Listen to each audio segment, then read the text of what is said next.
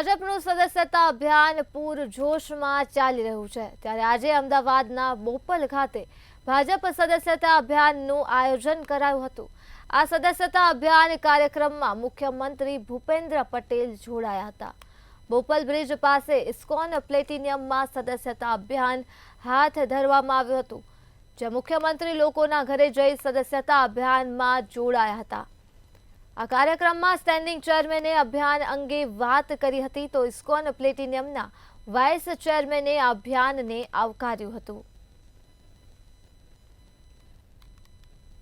મુખ્યમંત્રી આદરણીય શ્રી ભૂપેન્દ્રભાઈ પટેલ કરી રહ્યા છે એ પણ પોતાના મત વિસ્તારમાં આજે બોડકદેવ વોર્ડના ઇસ્કોન પ્લેટિનિયમ ખાતે પધાર્યા હતા અને ઇસ્કોન પ્લેટિનિયમના બ્લોકમાં ઘરે જઈ સભ્યોના સદસ્યતા બનાવવામાં આવ્યા હતા।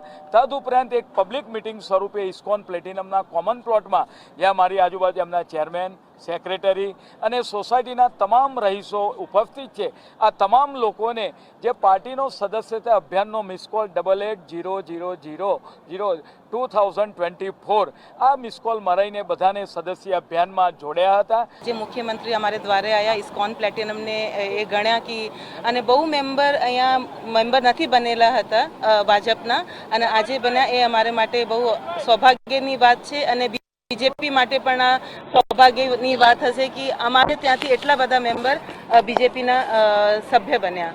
અને બીજી વાત છે કે અમારે જ્યારે પણ કોઈ પ્રોબ્લેમ થાય છે અમે બીજેપીને કોન્ટેક્ટ કરીએ છીએ। સામે પુલ છે, પુલના નીચે બહુ બધી સમસ્યા હતી, અમારી બહુ બધી સમસ્યાનું નિવારણ થયું છે।